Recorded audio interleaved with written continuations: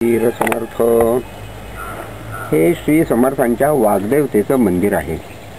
म्हणजेच समर्थांचं सर्व साहित्य इथं आपल्याला अभ्यासासाठी उपलब्ध आहे. समर्थकालीन भारतामध्ये त्यांचे जे 1100 मठ होते त्या मठामध्ये अन्य संतांचाही साहित्याचा अभ्यास होत असल्या कारणानं त्या मठातून गोळा केलेला हा संग्रह असल्या कारणानं समर्थ संप्रदाया व्यतिरिक्त सुमारे 800 अन्य संत कवींची देखील रचना येथे उपलब्ध आहे. म्हणून असं म्हटलं जातं की समर्थकालीन संत साहित्याचा अभ्यास जर करायचा असेल तर त्यांनी वाग्देवता मंदिरामध्ये अभ्यासासाठी यायलाच पाहिजे, अन्यथा त्यांनी केलेलं संशोधन हे अपूर्ण आहे असं विद्वानांचं मत आहे. या साहित्यामध्ये आपल्याला अत्यंत ज्याच्याबद्दल श्रद्धा आणि औत्सुक्य वाटेल अशा अनेक गोष्टी आहेत.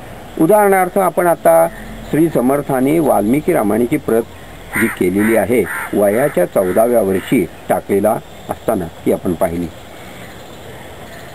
समर्थांनी अक्षर कसं असावं याच्याबद्दल जे काही सांगितलेलं आहे त्याचा पाठ या प्रतीवरून तुम्हाला दिसून येईल.